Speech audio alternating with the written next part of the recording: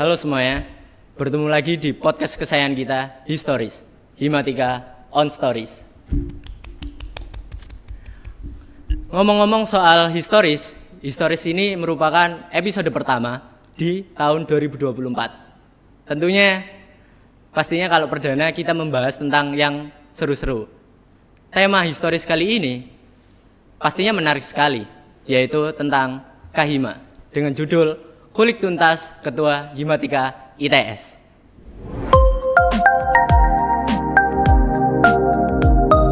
Nah, dari tadi aku udah jelasin banyak hal tentang historis, tetapi aku belum kenalan nih sama kalian. Kenalin, nama aku Muhammad David Firmansyah, biasa dipanggil David. Di sini aku menjadi MC di historis episode pertama kali ini. Pastinya kalian udah nebak nih, siapa sih bintang tamu kita kali ini? Jadi, bintang tamu kita kali ini adalah orang yang paling berkontribusi di Himatika ITS. Siapakah lagi kalau bukan Mas M. Septian Krisnabayo. Halo Mas. Halo Mas David.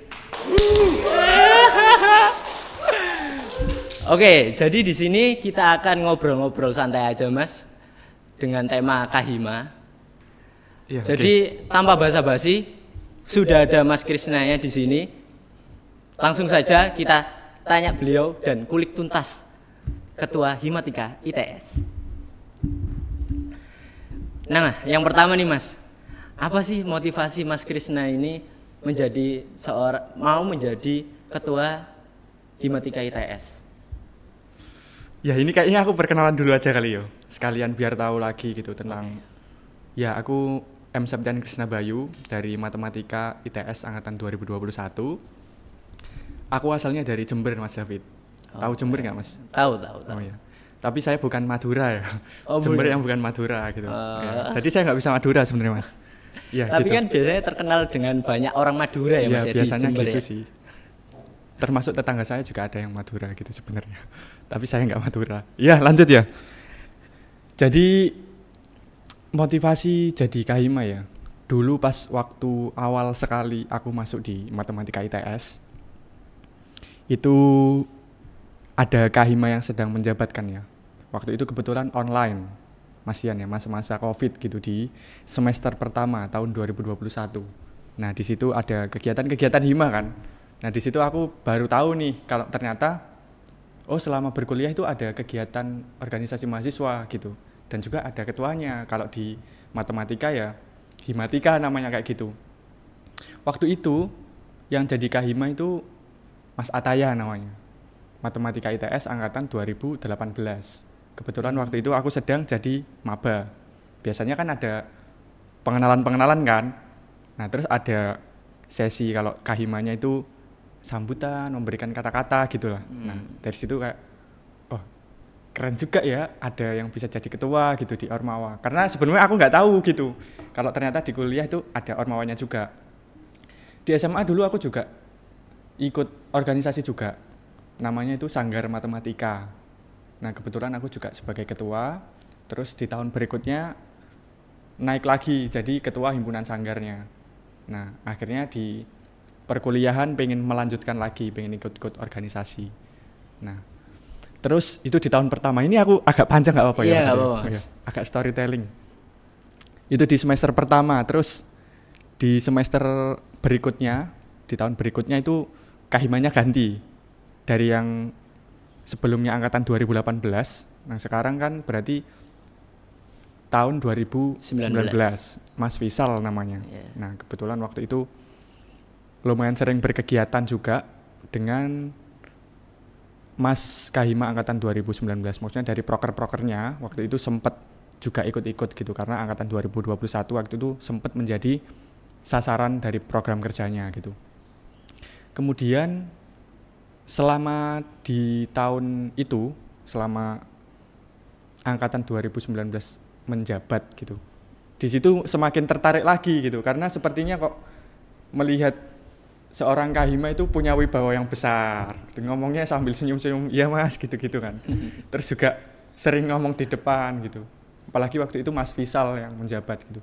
Mungkin nanti kalau Mas Fisal maksudnya melihat ya. Salam kenal Mas, halo Mas gitu. Mas Fisal ini salah satu inspirasi saya juga. Kenapa kok pengen menjadi kahima kayak gitulah istilahnya. Terus kemudian di tahun berikutnya aku ikut organisasi terlebih dahulu ya sebelum ke Himatika ini gitu. Jadi ada LMB ITS. Waktu itu aku bergabung di departemen event. Jadi memang dari dulu sebenarnya saya tuh suka kalau ikut organisasi atau kepanitiaan divisinya divisi acara gitu. Jadi fokusnya ya di acara lah, ngulik-ngulik juklak, jukdis, random dan sebagainya kayak gitu ya. Nah itu, jadi di LMB di departemen event sempet dapat proker di departemen event itu ada Maba Cup, tahu kan ya? Oh iya, Maba Cup, nah, tahu. Tahun 2021 pas awal Maba itu aku ikut Maba Cup peserta sebenarnya. Oh iya, peserta ya. Peserta cover song ini agak aneh ya. Cover song tapi juara 1 alhamdulillah. Oh, yeah. Bukan staff di sini. Bukan. Nah, thank you. Jadi agak aneh sebenarnya ini. Maksudnya basicku adalah sebenarnya lebih ke minat bakat. Jadi kayak musik-musik lah kayak gitu. Jadi pas awal maba kan ada kegiatan kalau di ITS Maba Cup ya. Kompetisi seni dan olahraga gitu. Terus waktu itu sempat online ada cover song, ya udah aku ikut. Terus juara 1. Tahun berikutnya 2022 karena bergabung di LMB. Nah, jadi di situ aku dapat proker Maba Cup. Jadi wakil ketua waktu itu di Maba Cup. Dan juga di UKM Expo itu sebagai divisi acara. Nah, terus habis itu tahun 2023 ini baru aku masuk di Himatika gitu. Nah, jadi awal mulanya masuk di Himatika adalah langsung diamanai sebagai Presiden OMIDS ke-16 gitu. Jadi kalau teman-teman yang belum tahu tentang OMIDS itu big event ya, acara terbesar dari Himatika ITS. Itu berupa Olimpiade Matematika. Ya, Mas David pastinya tahu lah ya. Yeah. Untuk jenjang SD, SMP, SMA, mahasiswa. Jadi semua jenjang itu ada gitu. Dan cakupannya nasional. Nah, kebetulan waktu itu aku diamanai sebagai presiden. Terus habis itu ya sudah selama 1 kepengurusan menjabat sebagai ketua panitia OMIDS. Jadi di OMIDS 16 kemarin tuh jadi gini sih. Kita kembali dulu ke zaman-zaman Covid, kan semuanya online kan ya. Nah, termasuk Olimpiade Matematika ITS ini. Terus di OMIDS 16 ini nyoba inisiasi lagi buat dilaksanakan secara offline, terutama penyisian. Nah, saya main dulu pernah nggak sih pas waktu SMP atau SMA lomba matematika di mana gitu offline gitu. Nah, kayak gitu kan. Nah, aku pengen merasakan vibes seperti itu gitu karena dulu sering ikut olimpiade juga di SMA. Nah, akhirnya diinisiasi lagi dilaksanakan secara offline di beberapa region lah yang ada di Indonesia gitu. Terus habis itu udah dilaksanakan secara offline di OMIDS 16. Nah, dari situlah jiwa-jiwa terpantik buat ayo ikut organisasi lagi itu semakin kuat gitu. Karena di OMIDS itu lumayan dapat banyak sekali pengalaman ya, terutama masalah koordinasi dengan birokrasi, stakeholder, teman-teman yang ada di jurusan, dosen-dosen juga, terus juga ya orang-orang yang ada di ITS lah gitu, kayak Ditmawa dan sebagainya gitu. Dan menurutku hal kayak gitu tuh lumayan susah didapetin ya, dan juga nemu ritme kerja yang baik dengan stakeholder itu tuh agak susah gitu sebenarnya. Jadi sayang aja kalau misalkan nggak dilanjutin gitu. Akhirnya pas udah OMID selesai, ini ada fun fact juga sih sebenarnya. Oh, fun fact nih. Nah, fun apa fact nih, ini. Mas? Sebelum aku menjadi kahima, aku adalah TSK gitu. Wah, kalau jadi boleh gini, tahu apa itu TSK? Nah, pencalonan kahima itu kan di akhir-akhir tahun ya kalau nggak salah, lupa aku ya. Akhir tahun 2023 lah gitu. Terus temanku udah ada yang nyalon nih, mendeklarasikan dirinya. Saya mau menjadi kahima gitu. Nah, saya waktu itu masih ini kan, menjabat sebagai ketua OMIDS. Jadi aku nggak mendeklarasikan waktu itu. Ya udah diam aja. Wih, keren ada yang mau nyalonin diri gitu. Terus setelah OMIDS benar-benar selesai, Nah akhirnya aku niat buat nyalonin diri gitu. Padahal pas waktu menjabat kan tadi ada yang mendeklarasikan kan. Aku ditarik buat jadi tim suksesnya. Jadi aku udah masuk tim suksesnya nih. Ya udah nimbrung gitu bla bla bla tentang pencalonan dia gitu. Temanku maksudnya. Terus pas udah Omid selesai, aku malah pamit jadi TSK jadi saingannya gitu kan. Sebenarnya agak nakal. Ya tapi ya itu waktu itu aku udah izin juga ke yang bersangkutan gitu, ke temanku. Jadi akhirnya di Himatika itu menjadi departemen di Fakultas Sains dan Analitika Data yang calon ketua Himatikanya itu ada 2 gitu. Wih. Karena lainnya itu tunggal kebanyakan. Oh, gitu. kebanyakan tunggal. Ya, Jadi bener. ini yang salah satu yang berbeda gitu ya Mas ya. Ya. Ada 2 gitu ya. Ya. Ini juga sebenarnya sebagai ini ya. Pengen membuktikan kalau teman-teman angkatanku 2021 itu jiwa-jiwa pengen berkontribusi di Himatika di organisasi itu besar gitu, masih besar gitu. Ya salah satunya dengan ada 2 calon kayak gitu. Akhirnya aku nyalon dan terpilih gitu, alhamdulillahnya kayak gitu. Jadi ada beberapa hal yang waktu itu pengen tak bawa gitu. Kenapa kok aku pengen nyalon jadi Kahima? Yang pertama dari Omid sendiri. Kan sebelumnya aku sebagai ketua Omid ya. Iya, presiden. Dan tahulah ibaratnya pas udah terjun di lapangan berkoordinasi sama orang-orang yang ada di sekolah, guru-guru, promosi-promosi, ngurus perizinan, keliling-keliling, koordinasi sama dosen, teman-teman, banyak sekali. Nah itu ini adalah sesuatu yang harus benar-benar dijaga regenerasinya gitu. Karena ini sebagai tools kita, Himatika ITS dan Departemen Matematika ITS bisa menjangkau seluruh jenjang pendidikan gitu, mulai dari SD, SMP, SMA, bahkan sampai mahasiswa di seluruh Indonesia ya kayak gitu. Ibaratnya sebagai sarana biar kenal lah tentang Departemen Matematika dan Himatika ITS gitu. Jadi perlu dipertahankan banget gitu. Itu alasanku buat regenerasi ini harus berkesinambungan dan terus-menerus harus dijaga gitu baiknya. Terus selanjutnya ya karena dari teman-temanku sendiri juga sudah banyak yang percaya kalau ya sudah nyalon aja nggak apa-apa gitu. Mungkin nanti bisa dikulik lagi lah di pertanyaan selanjutnya kayaknya bisa jadi ya. Kenapa kok bisa percaya dan sebagainya gitu. Padahal kan di sisi lain kita masih ada kuliah ya. Apalagi di Departemen Matematika ya. Aku ngerasa kalau di Departemen Matematika itu semakin lama nggak ada angkanya malah. Makin susah, makin abstrak lah. Abstrak banget. Makanya udah kuliah tapi juga ada organisasi gitu.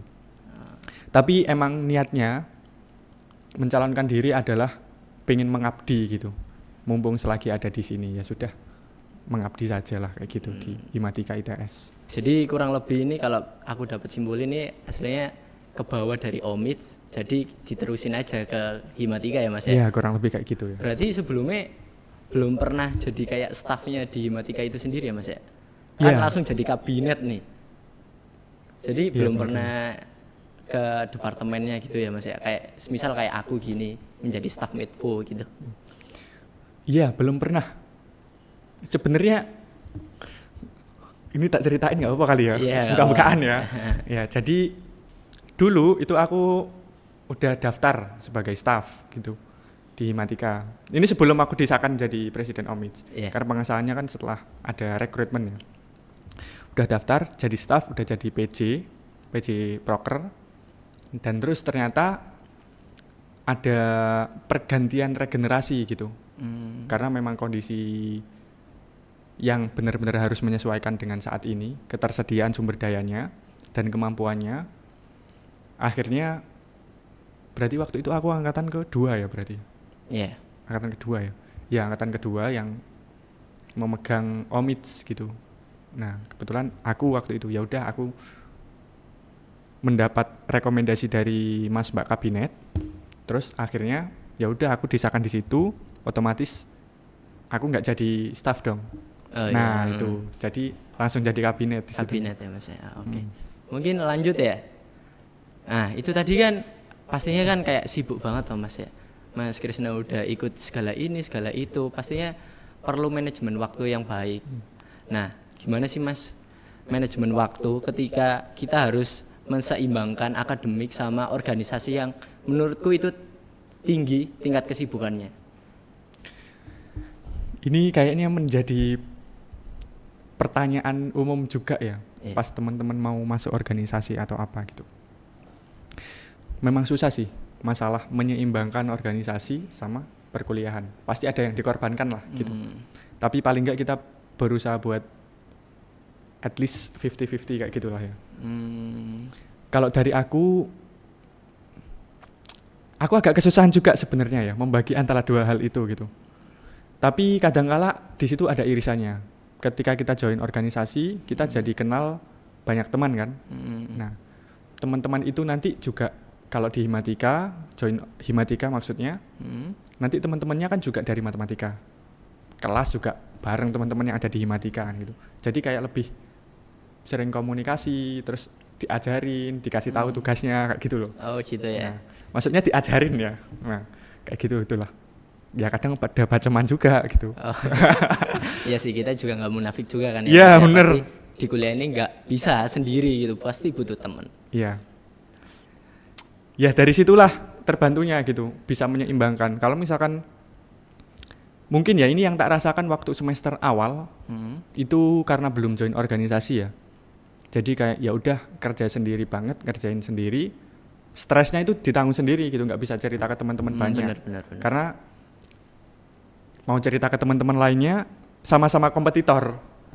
Kita sama-sama pengen memperbagus nilai. Jadi kayak ngapain aku ngajarin dia kayak gitu loh.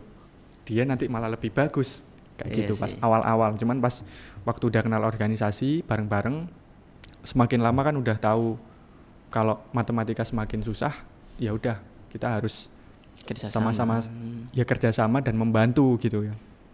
Istilahnya kalau misalkan nggak bisa ya minta ajarin yang bisa. Nah kayak gitu. Jadi masalah waktu intinya gini sih, waktu itu kalau aku sering dapat nasihat ya dari Mas Mbak yang udah sering ikut di organisasi, terutama yang memang akademiknya juga bagus, dan beliau-beliau itu sebagai top manajemen di organisasi gitu. Selagi ada waktu, ini masalah tugas yang pertama. Kalau misalkan selagi ada waktu ngerjain, ya udah kosong langsung dikerjakan gitu. Atau kalau nggak gitu habis kelas, ya udah langsung dikerjakan gitu. Terus kita kan sistemnya mengambil SKS ya, satu semester. Nah, kalau aku karena udah gabung organisasi ya, biasanya di sela-sela kuliah kan harus ngurus perizinan, ketemu siapa, rapat dan sebagainya gitu kan. Itu SKS ku nggak tak ambil maksimal, maksimalnya kan 24 kan. Nah mungkin yang tak ambil 21 atau enggak gitu ya 18 sesuai paketan kayak gitu, dengan koordinasi sama doswal. Nah terus masalah pembagian waktu, aku biasanya waktu perwalian, FRS nanti kan ada perwalian ya. Nah aku cerita ke doswalku masalah kesibukanku. Terus kalau aku kadang agak susah menyeimbangkan akademik dan juga organisasi, terus dikasih saran-saran lah. Kayak misalkan nggak apa-apa dikurangin saja SKS-nya sesuai kesanggupanmu. Nah itu salah satu tipsnya buat manajemen waktunya juga gitu. Kurang lebih kayak gitu sih. Kurang lebih kayak gitu ya Mas ya. Nah aku juga bingung nih Mas, apakah emang sepadan gitu loh Mas, kita mengurangi waktu kuliah demi organisasi? Kan kayak tujuan kita di kuliah ini kan pastinya ya akademik, lulus tepat waktu dan sebagainya, nilai bagus gitu kan. Dan sedangkan kalau ada organisasi, jadinya kayak kekurang nih waktu kita untuk maksimal di akademik. Nah apakah worth it itu kita join organisasi dan mengorbankan sedikit waktu akademik kita? Gini sih sebenarnya. Seringkali kalau teman-teman join organisasi, stereotipnya adalah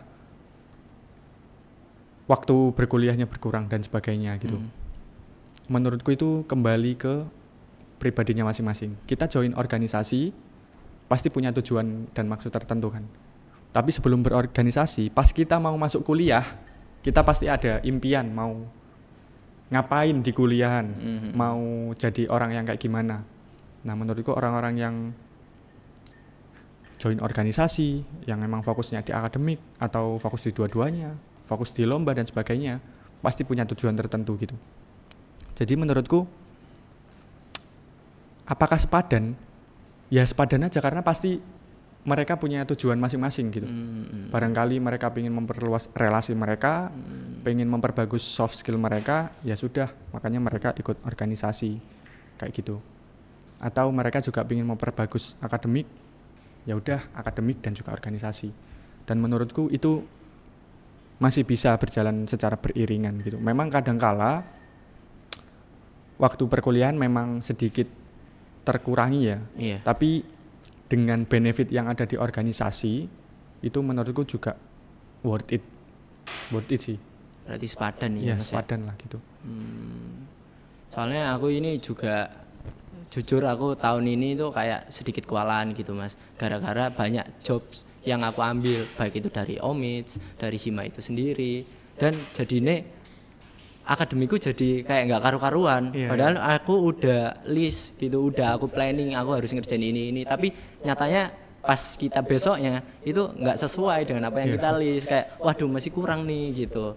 Nah mungkin ini sih Mas, apakah Mas Krisna itu prioritasnya ini dari akademik sampai organisasi atau kepanitiaan itu seperti apa gitu Mas? Dari segi prioritas gitu Mas. Prioritas ya pasti akademik yang pertama, terus yang kedua ya organisasi gitu. Jadi kalau misalkan ada rapat organisasi bareng atau acara organisasi lah yang bareng sama kuliah, itu biasanya ada. Kalau sebagai Kahima ya, itu kemarin sempat ada beberapa yang dari luar undang-undangan sampai dispen kuliah gitu kan. Nah cuman kemarin waktu itu karena aku udah meniatkan diri untuk prioritas di akademik, apalagi semester akhir gitu. Nah, ya udah waktu itu tak delegasikan ke temanku yang memang sedang tidak mengambil mata kuliah atau jadwal di hari tersebut gitu. Jadi prioritas pertama akademik, terus yang kedua organisasi, terus baru kepanitiaan. Tapi kalau yang sekarang ini udah jarang ikut kepanitiaan sih. Ya udah fokus keduanya aja ya, akademik sama organisasi. Bener. Ya Mas ya. Dan juga ini kepanitiaan itu biasanya progresivitasnya lebih tinggi, kayak dituntut besok harus selesai ini, segera diupload gitu kan, nah dan sebagainya. Jadi kalau ikut kepanitiaan mungkin itu bisa jadi prioritas yang lebih atas gitu, mungkin bisa jadi setelah kuliah. Kalau dari aku ya, Mas ya. bener, karena dilihat dari waktunya. Terus habis itu di organisasi kayak gitu. Mungkin ini sih Mas, aku mau tanya lagi, apa sih Mas benefit yang mungkin nggak banyak diketahui orang tentang Kahima itu sendiri? Karena setauku mantan Kahima nih di masa depannya itu di dunia kerjanya itu kayak gampang banget gitu loh nyari kerjanya gitu. Apakah ini termasuk relasi Kahima itu sendiri atau gimana Mas? Iya. Ini juga menjadi pertanyaanku juga ya. Pas aku melihat Mas Mbak yang memang join di organisasi terus menjabat sebagai top manajemen, ketua dan sebagainya.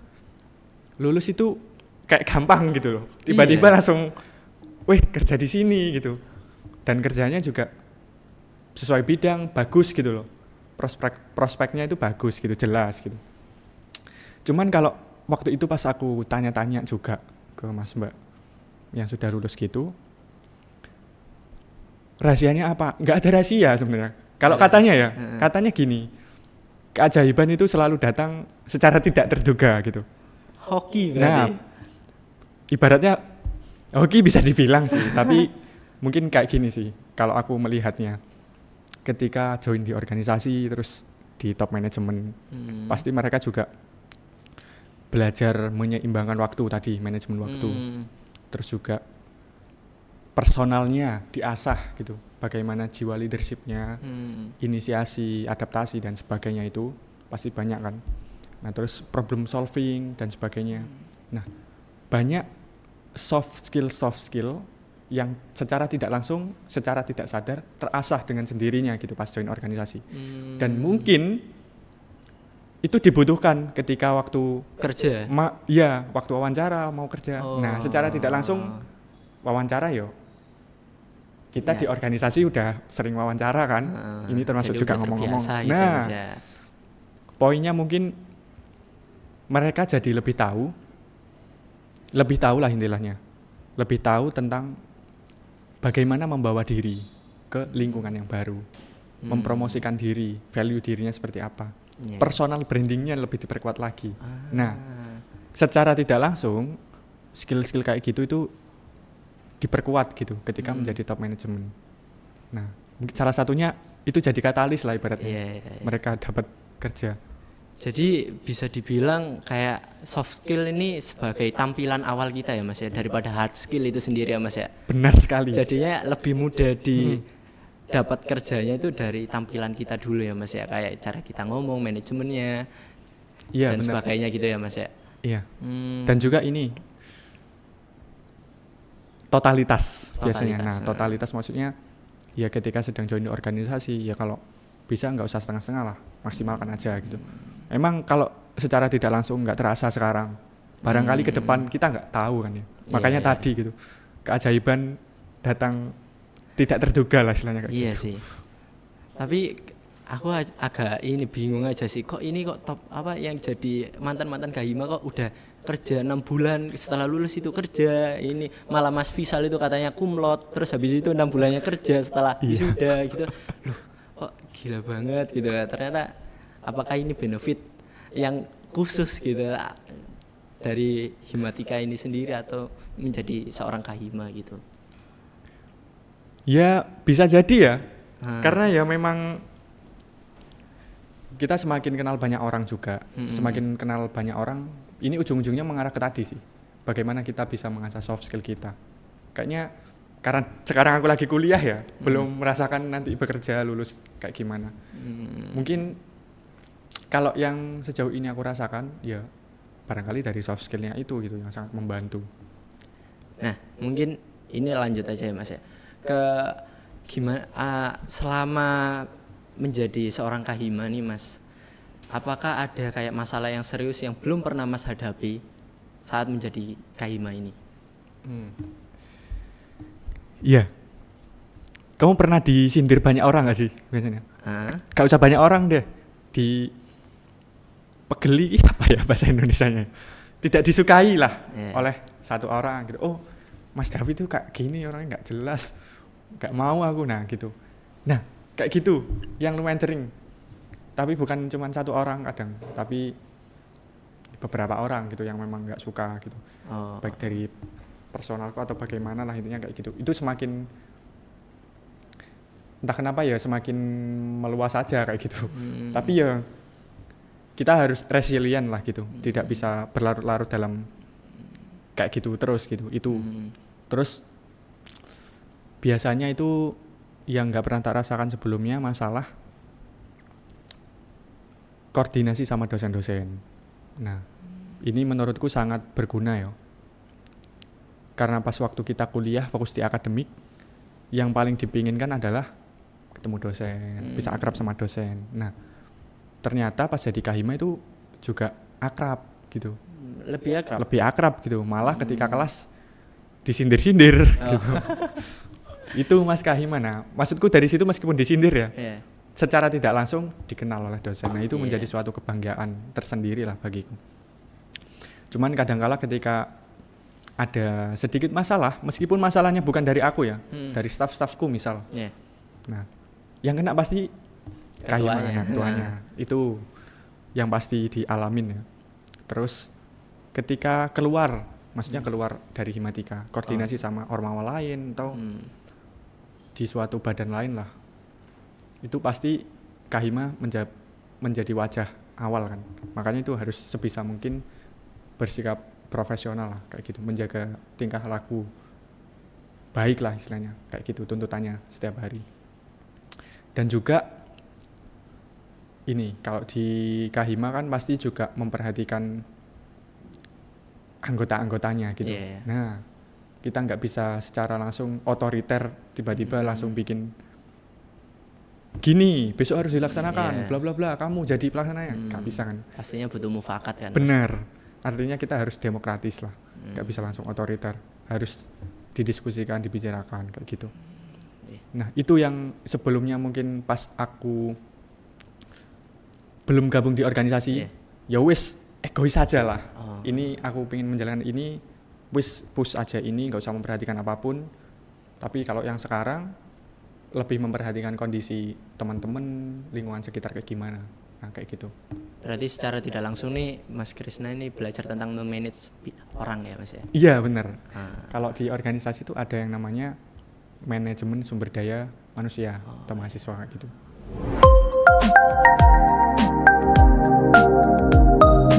Nah, sekarang aku mau nanya ini Mas, dari pertanyaan-pertanyaan sobat historis kita kali ini.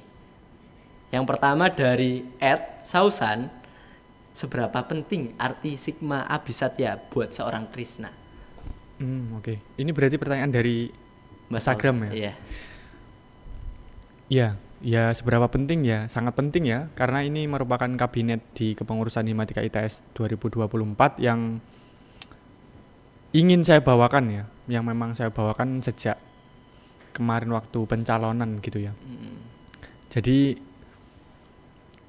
kenapa penting? Ini tak jelasin sekalian latar belakangnya kali ya. Iya. Nah, Sigma Abhisatya itu ada 2 kata kan. Jadi Abhisatya itu artinya sahabat setia gitu. Terus kalau Sigma, nah kalau Sigma di matematika kan artinya jumlahan sesuatu yang diskrit gitu ya. Terus tak terjemahkan lebih lanjut sebagai kumpulan gitu, kumpulan orang-orang. Nah kayak gitu.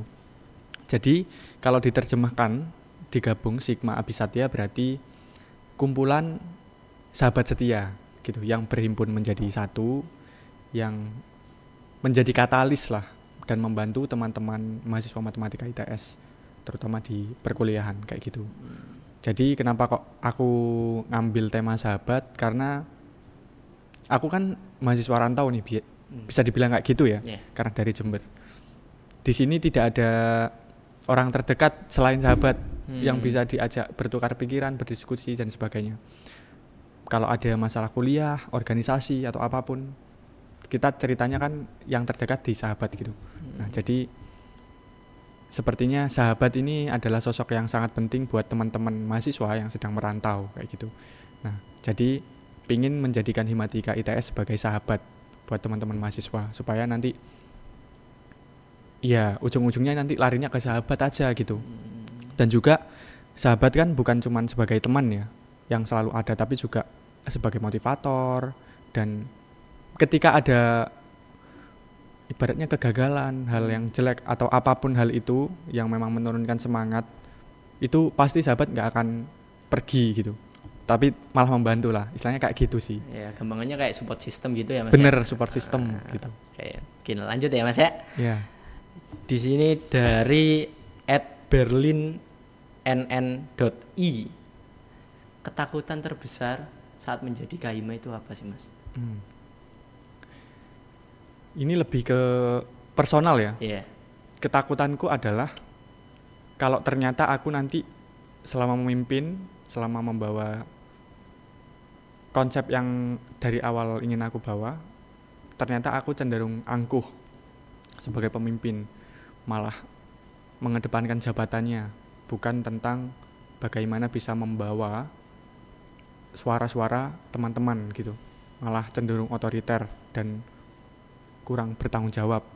Terus lupa dulu alasan pingin berada di titik ini tuh seperti apa. Itu ketakutan terbesarku gitu. Lebih ke personal aja sih sebenarnya. Personal aja ya Mas ya. Kalau dari yang luar gitu, misalkan tadi kan sudah aku sempat singgung ya, masalah jadi ketua itu pasti banyak juga yang nyenangi, disenangi banyak orang, tapi juga banyak yang membenci juga gitu, ada lah gitu. Nah itunya juga kadang menjadi kepikiran, baper kadang gitu kan ya. Ya kayak gitu sih. Okay.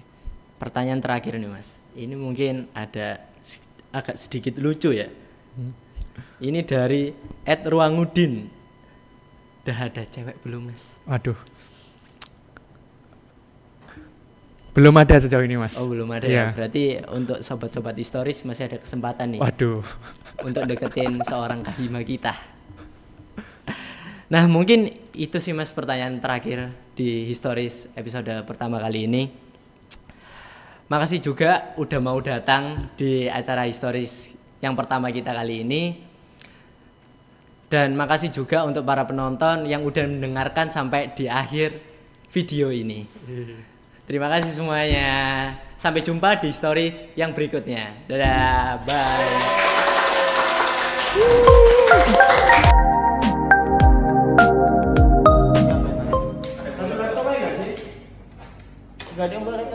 Stories episode pertama dibintangi oleh Ketua Himatika ITS tercinta.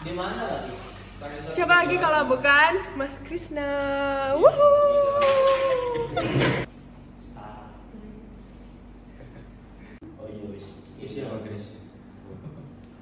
Siap-siap aja. Oke, sip.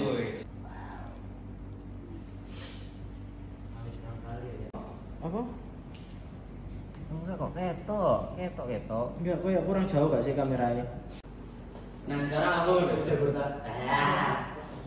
Udah kaku. Terus rame. Tengah udah siap tengah. Ya, hidupin aja Mas dari sana. Han, tengah udah siap Han. Woi, udah siap. Ini sih, dia 1, 2. Poinnya mungkin Bintang tamu lagi. Ulang. 1, 2. Mas. dari nah gitu. Nah, kayak gitu yang pemain sering. Tapi bukan cuma satu orang kan, tapi beberapa orang gitu yang memang gak suka baik dari personal koordinasi sama bahasa Indonesia. Ini menurutku sangat berguna. Yang paling dipinginkan adalah Disebutkan yang berikutnya. Ya, kan kalau enggak intinya kamu jelasin. Nah, sekarang bakalan dilanjutin sama pertanyaan dari Q&A. Apa followers Himatika nih Mas gitu. Kan skripnya kayak ini ya. Nah, sekarang aku mau nanyain pertanyaan dari sobat. 3-4 berarti. Nah, aku boleh. Boleh. Wes, sobat. Ikut siap gak? Cukup gak kira-kira? Wes, Betul. siap gak? 1, Ayo. 2, 3.